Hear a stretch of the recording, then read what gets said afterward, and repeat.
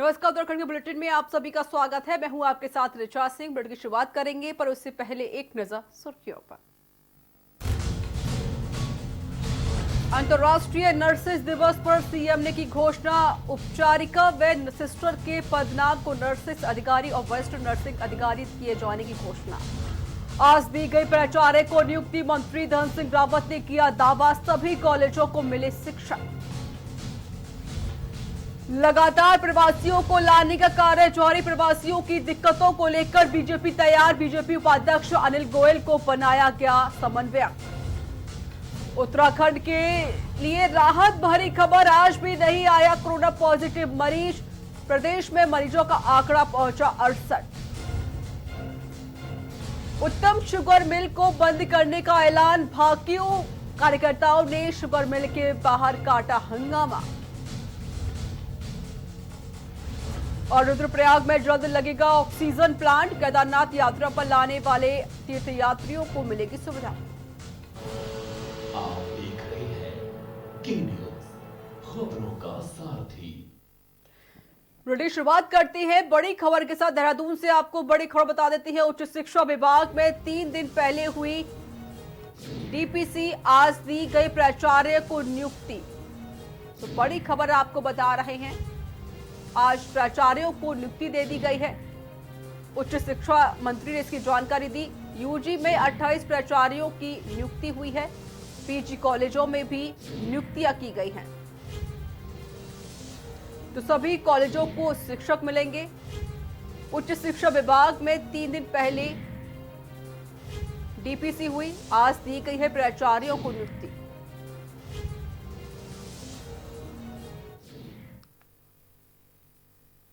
College में हमने 2 प्राचार्यों को भेजा है और साथ में हमने हमारे डायरेक्टर साहब की भी रिटायर्ड हो रहे हैं 30 तारीख को, उनकी भी डीपीसी हो गई है। तो 30 तारीख के बाद नए हमारे डायरेक्टर भी आ जाएंगे। तो मुझे लगता है कि उच्च शिक्षा विभाग में पहली बार आपने देखा होगा कि 100% कॉलेजों को प्राचार्य मिल गए हैं, चाहे यूजी कॉलेज हो, चाहे पीजी कॉलेज हो और चाहे सेल्फ फाइनेंस कॉलेज हो।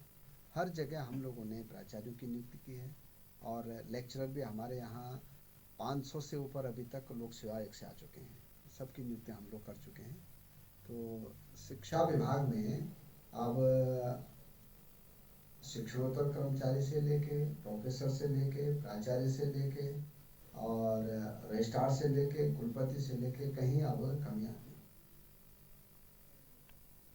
लॉकडाउन के चलते उत्तराखंड प्रदेश में लगातार प्रवासियों को लाने का कार्य जारी है, जिसको देखते हुए प्रवासियों को कोई दिक्कत ना हो, इसके लिए अब बीजेपी संगठन भी तैयार हो चुका है। जिस पर बीजेपी के मीडिया प्रभारी अजेंद्र अजय ने कहा कि जिस तरीके से प्रवासियों के प्रदेश में आने का सिलसिला लगातार जारी है, प्रवासियों की सहायता के लिए हमने बीजेपी उपाध्यक्ष अनिल गोयल को इसका समन्वयक बनाया है, जिससे कि कोई भी समस्या सामने ना आए। और साथ ही जो रेलवे के माध्यम से कुमाऊं क्षेत्र में आएगा, उसके लिए 2 लोगों का प्रभारी बनाया गया है, जिसमें तरुण बंसल को कुमाऊं मंडल का प्रभारी बनाया गया है। और साथ ही इसी तरह गढ़वाल मंडल के लिए भी जो प्रवासी रेल के माध्यम से आएंगे, उनके समाधान के लिए बलजीत सिंह सोनी को प्रभारी बनाया गया है।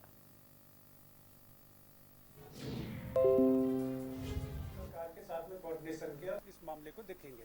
उनके साथ में 2 लोगों को, जैसे जो रेलवे के माध्यम से जो लोग कुमाऊं क्षेत्र में आएंगे, तो वहाँ पर उनके लिए समन्वय के लिए वहाँ पर तरुण बंसल हमारे कुमाऊं क्षेत्र के मीडिया प्रभारी रहे हैं, उनको वहाँ पर प्रभारी बनाया गया। और इसी प्रकार गढ़वाल क्षेत्र में जो प्रवासी रेल के माध्यम से आएंगे, उनको किसी प्रकार की कोई कठिनाई हो तो उसके समाधान के लिए वो जो हमारे प्रदेश के पूर्व सह मीडिया प्रभारी हैं बलजीत सोनी, उनके साथ में समन्वय की उनको जिम्मेदारी दी है।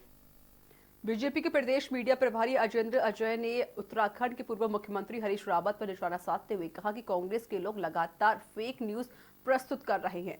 हाल ही में हरीश रावत ने सोशल मीडिया पर यह खबर चलाई थी, कहीं पर उत्तराखंड की 25 नर्स एक हॉस्पिटल में कोविड-19 से प्रभावित है। जब इस मामले की तहकीकात की गई तो यह मामला झूठा निकला। हरीश रावत एक जिम्मेदार व्यक्ति हैं, उनको झूठी खबरों से बचना चाहिए। जिस तरीके से वह खबरें प्रसारित कर रहे हैं, उसी तरीके से वह बीजेपी पर भी आरोप लगा रहे हैं। मुख्यमंत्री ने पूरी जानकारी दी है कि हम कितने व्यक्तियों को एक समय में क्वारंटीन कर सकते हैं। उन्होंने उन व्यवस्थाओं की जानकारी दी है। उन्होंने कोई फेक न्यूज प्रकाशित नहीं की है। कांग्रेस को इस मुसीबत की घड़ी में किसी तरह का दुष्प्रचार नहीं करना चाहिए।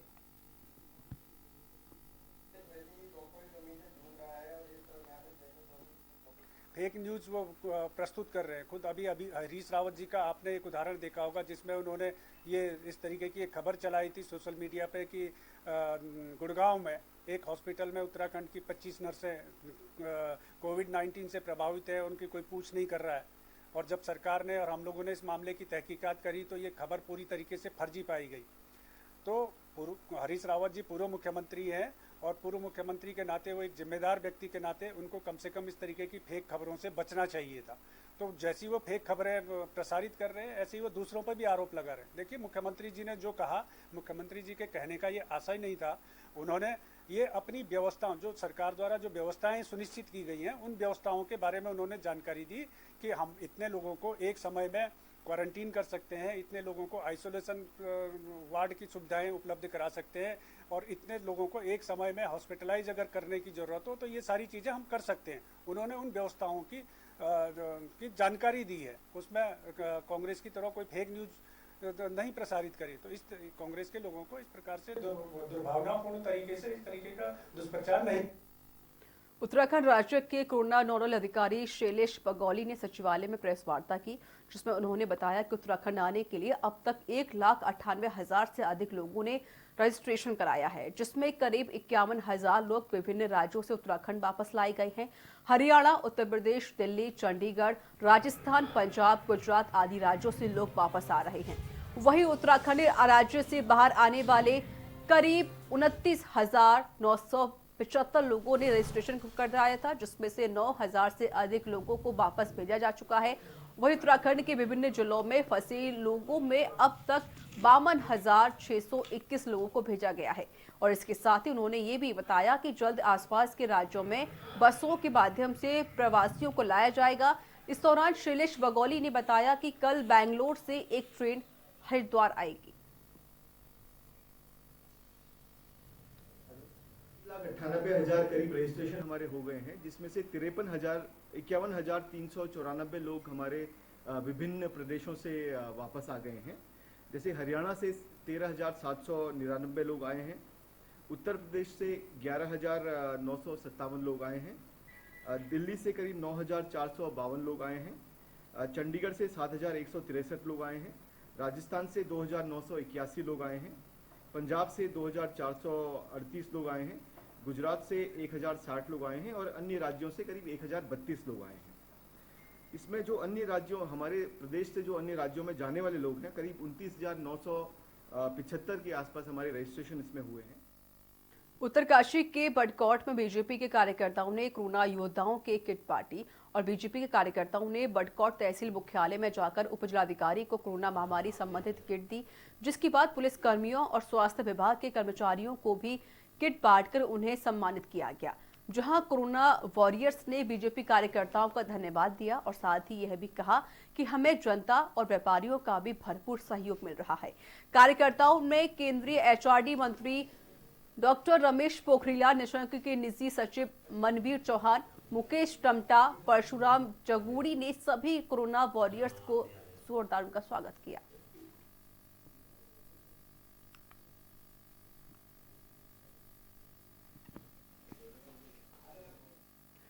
इंसिडेंट कमांडर बिलोना बस अड्डा बागेश्वर ने अवगत कराया कि सूरत गुजरात से ट्रेन के माध्यम से काठगोदाम पहुंचे 1200 यात्रियों में से जनपद बागेश्वर के 370 यात्री थे, जो कि हल्द्वानी से उत्तराखंड परिवहन निगम की 13 बसों से स्टेजिंग एरिया बिलोना बस अड्डे से पहुंचे थे। इसके अलावा 4 KMOU बसों के माध्यम से 47 यात्री जयपुर राजस्थान और 37 यात्री पंजाब से आए हैं। इस प्रकार 454 यात्री स्टेजिंग एरिया बिलोना में पहुंच चुके हैं। इंजन का स्वास्थ्य परीक्षण और थर्मल स्क्रीनिंग के साथ साथ उनका डाटा तैयार किया जा रहा है। जनपद में पहुंचने वाले इन यात्रियों को जिला प्रशासन की ओर से लंच पैकेट, पानी की बोतल के साथ साथ छोटे बच्चों के लिए दूध भी उपलब्ध कराया गया है। स्वास्थ्य परीक्षण एवं डाटा तैयार करने के उपरांत उन्हें होम क्वारंटीन के लिए उनके गंतव्य को रवाना किया गया है। कोरोना वायरस संक्रमण के रोकथाम और नियंत्रण के लिए पूरे भारत में किए गए लॉकडाउन अवधि में बाहरी राज्यों से अपने जनपद में आने वाले प्रवासियों के लिए राज्य सरकार के दिशा निर्देशों के अनुरूप जिला प्रशासन द्वारा मुस्तैदी से कार्य किया जा रहा है, जिसके सफल क्रियान्वयन के लिए जिलाधिकारी रंजना राजगुरु ने कई टीमों का गठन किया है।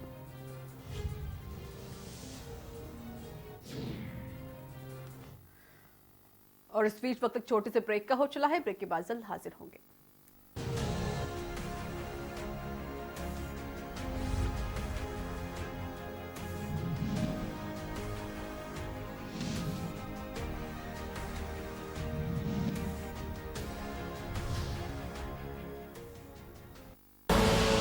आप देख रहे हैं के न्यूज, खबरों का सारथी।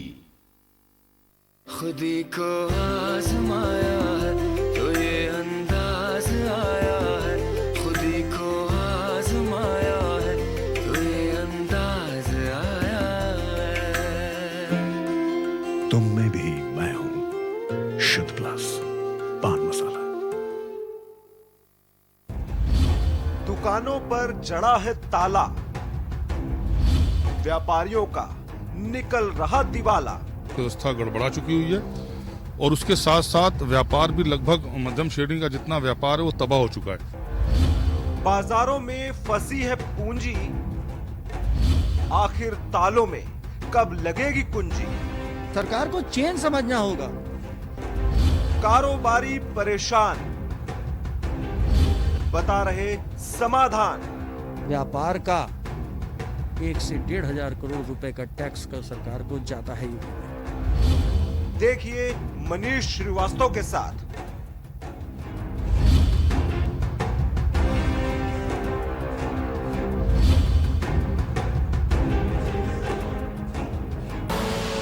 आप देख रहे हैं के न्यूज, खबरों का सारथी।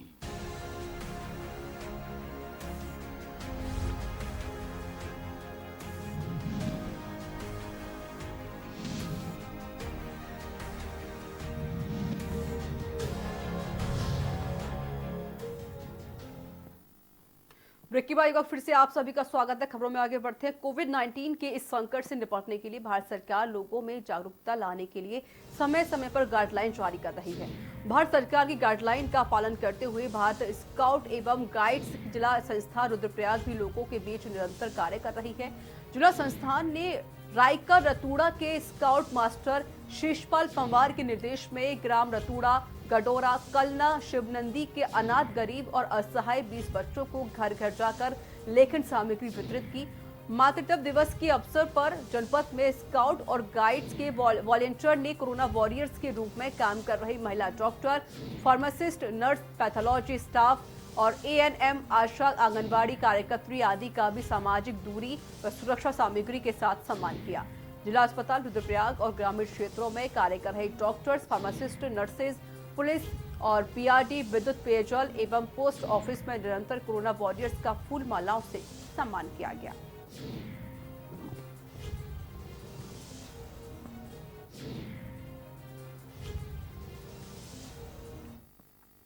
कोरोना संकट के बीच लॉकडाउन के कारण जनपद चमोली में फंसे प्रवासी मजदूरों को उनके घरों तक पहुंचाने का सिलसिला लगातार जारी है। जिला प्रशासन ने यूपी सहारनपुर के 155 मजदूरों को उनके गंतव्य को भेजा गया। इसमें जोशीमठ से 69, चमोली में 54 और गैरसैंण से 15 तथा कर्णप्रयाग से 17 प्रवासी मजदूर शामिल हैं। जिलाधिकारी स्वाति एस भदौरिया ने स्वयं सहारनपुर DM से बात करके इन मजदूरों को सुरक्षित घर पहुंचाने की व्यवस्था की गई। इन मजदूरों को 5 बसों से चमोली से हरिद्वार तक पहुंचाने की व्यवस्था यहाँ के जिला प्रशासन से की गई है, जबकि हरिद्वार से उनके गंतव्य तक इस तक पहुंचाने हेतु सहारनपुर DM की ओर से व्यवस्था सुनिश्चित कराई गई, ताकि मजदूरों को उनके गंतव्य तक पहुंचने से किसी तरह की परेशानी ना हो। मजदूरों की रवानगी से पहले मेडिकल जांच भी कराया गया और वहीं पर विकट परिस्थितियों में जिला प्रशासन से मिली मदद पर प्रवासी मजदूर बेहद खुश नजर आए। मजदूरों ने जिला प्रशासन की सराहना करते हुए उनका आभार व्यक्त किया।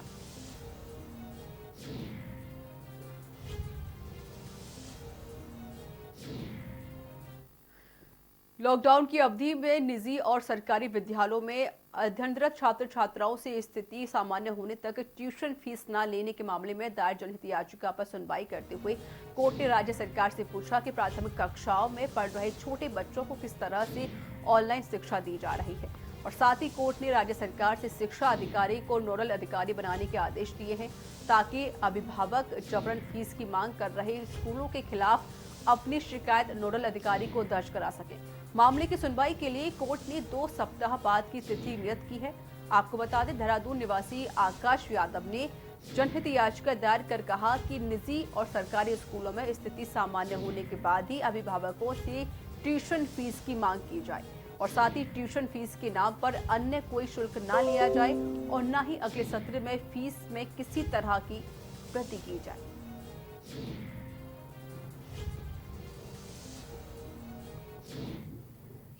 सरकारी स्कूलों में पढ़ रहे बच्चों की फीस के संबंध में दाखिल की है, जिसमें विभिन्न प्रार्थनाएं हैं, जैसे कि जब सब कुछ सही हो जाए या सामान्य हो जाए तभी ट्यूशन फीस की मांग की जाए बच्चों से। ट्यूशन फीस के नाम पे कोई और छिपी हुई फीस या फिर कोई और नाम पे या रूप पे कोई और फीस ना चार्ज की जाए बच्चों से।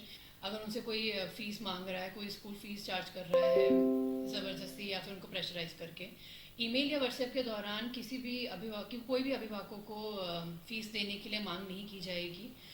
और ये कहा है कि वही स्कूल ट्यूशन फीस मांग सकते हैं, उसके वही हकदार हैं जो ऑनलाइन क्लासेस प्रोवाइड करवा रहे हैं। एक तो कोरोना वायरस का डर और दूसरी तरफ रोजी रोटी के संकट के चलते परिवार की फिक्र प्रवासी लोगों को अपने घर वापस जाने को मजबूर कर रही है, जिसके लिए प्रवासी अपने घरों को जाने के लिए ऑनलाइन पास के लिए तो अप्लाई कर रहे हैं, साथ ही स्थानीय जनप्रतिनिधियों से लेकर संबंधित अधिकारियों के कार्यालयों के चक्कर भी लगा रहे हैं। ऐसा ही कुछ विकासनगर तहसील परिसर में भी देखने को मिला है, जहां पर लंबी कतारों में लगे लोग अन्य प्रदेशों में अपने घरों में जाने और अपने परिवारों को वापस लाने के लिए आवेदन कर रहे हैं। तो वहीं कुछ लोग ऐसे भी हैं जिनका कई चक्कर लगाने के बाद भी पास नहीं बन पा रहा है, जिसमें विकासनगर में स्थित एक निजी मार्केटिंग संस्था में ट्रेनिंग और काम कर रहे करीब 25 युवक युवतियां भी शामिल हैं।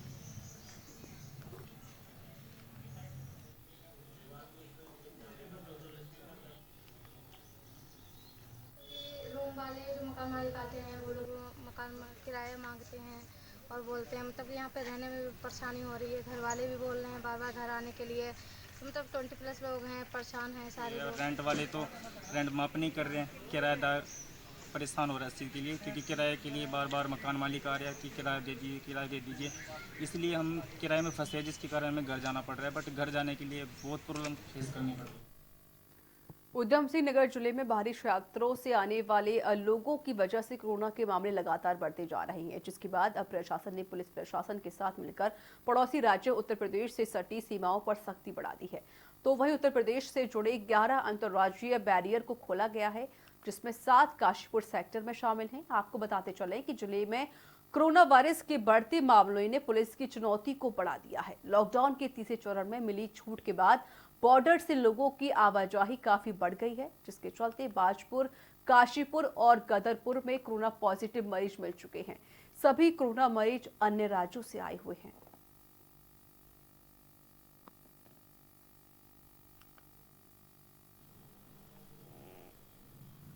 उनके लिए राधा स्वामी जो रुद्रपुर में व्यवस्था बनाई गई है। इसके अतिरिक्त कुछ लोग ऐसे हैं जो प्राइवेट गाड़ियों से आ रहे हैं एज ए फैमिली परमिशन लेकर के। इन लोगों के लिए जो हमारी व्यवस्था है वो उनकी प्रिलिमिनरी स्क्रीनिंग कराने के बाद मेडिकल कराया जाता है हॉस्पिटल से, फिर उनको क्वारंटीन किया जाता है। तीसरा एक कैटेगरी है वो ये है जो पैदल आ रहे हैं लोग, उनके पास नहीं है। ऐसे लोगों के लिए हमने रिलीफ सेंटर काशीपुर में बना रखा है। और इस बीच वक्त छोटे से ब्रेक का हो चला है, ब्रेक के बाद जल्द हाजिर होंगे।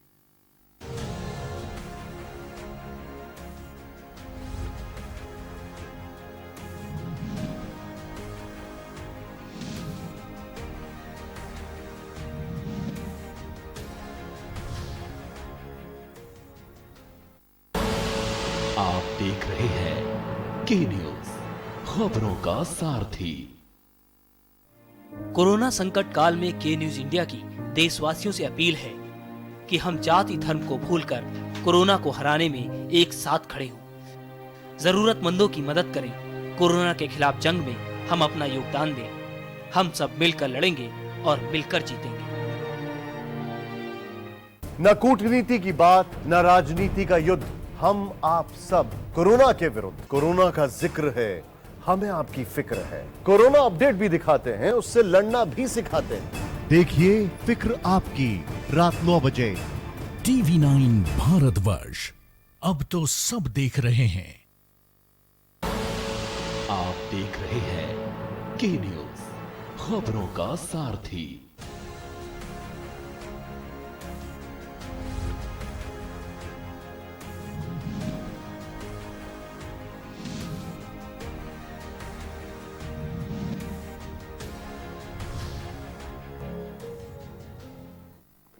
ब्रेक के बाद स्वागत है। खबरों में आगे बढ़ते हैं। बीते दिनों हुई बेमौसम बरसात और ओलावृष्टि के कारण किसानों को हुए नुकसान को लेकर अब कृषि वैज्ञानिक भी चिंतित नजर आ रहे हैं। दरअसल अन्य जगहों की तरह पक्षवातून क्षेत्र में भी यहां के कृषकों को बेमौसम बरसात और ओलावृष्टि की मार झेलनी पड़ रही है। इससे न केवल कई जगह कृषकों की गेहूं की खड़ी फसल को नुकसान पहुंचा है, बल्कि बागान मालिकों को भी इस ओलावृष्टि से आम और लीची की फसल बर्बाद होने के कगार पर है, जिसको लेकर कृषि विज्ञान केंद्र टकरानी के कृषि वैज्ञानिक के शर्मा का कहना है कि उनके आकलन के अनुसार पक्षवातून क्षेत्र के कृषकों को बरसात और ओलावृष्टि के कारण 30% का नुकसान उठाना पड़ रहा है। और साथ ही उनका कहना ये भी है कि अगर आगे भी यही हालात रहे तो खासकर बागवानी करने वाले कृषकों को ये नुकसान 50% तक पहुंचा सकता है।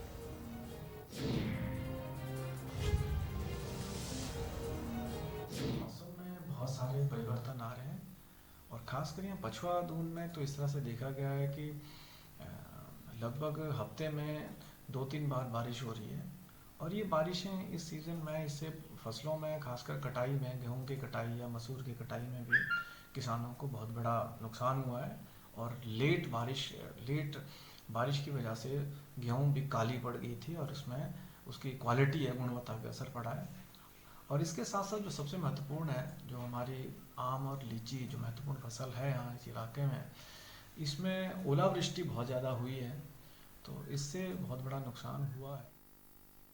विकासनगर सहित आसपास के क्षेत्रों से करीब 12 से अधिक विकलांग तहसील परिसर पहुंचे, जहां उन्होंने अपनी 14 सूत्रीय मांगों को लेकर मुख्यमंत्री को संबोधित एक ज्ञापन एसडीएम विकासनगर को सौंपा, जिसके माध्यम से मांग किए गए लॉकडाउन के चलते उनके सामने भी 2 वक्त की रोटी का संकट आ खड़ा हुआ है, लेकिन उन जैसे सैकड़ों लोगों की अभी तक सुध नहीं ली गई है।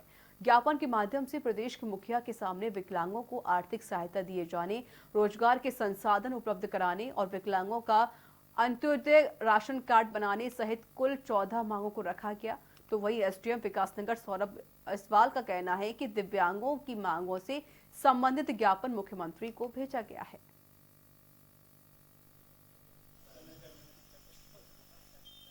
जो ये नंदा देवी विकलांग एसोसिएशन है, इन्होंने अभी मुझे ज्ञापन सौंपा है। ये माननीय मुख्यमंत्री जी के लिए इन्होंने ज्ञापन सौंपा है मुझे। उसमें इनकी 14 बिंदुओं की मांगे हैं, जिसमें मुख्यतः आर्थिक सहायता दिलवाने के लिए एवं जैसे राशन कार्ड में इनको अंत्योदय राशन कार्ड दिया जाए, ये भी एक मांग है। साथ ही रोज़गार से संबंधित मांग है, ये इनकी मुख्यतः मांगे हैं। तो उन मांगों को लेकर इन्होंने माननीय मुख्यमंत्री जी के लिए एक ज्ञापन दिया है, जो मैं अपने स्तर से आज ही इसको भिजवा रहा हूँ। उत्तरकाशी में कोरोना पॉजिटिव का पहला मामला आने से सहकारी बैंक के कनिष्ठ शाखा प्रबंधक द्वारा सोशल मीडिया पर धनारी पट्टी के लोगों पर अभद्र टिप्पणी की गई। अभद्र टिप्पणी के खिलाफ धनारी क्षेत्र के लोगों में आक्रोश दिखा। क्षेत्र के लोगों के द्वारा थाना कोतवाली में लिखित शिकायत पर पुलिस ने आपदा एक्ट के तहत सहकारी बैंक के कनिष्ठ शाखा प्रबंधक पर मुकदमा दर्ज कर लिया है।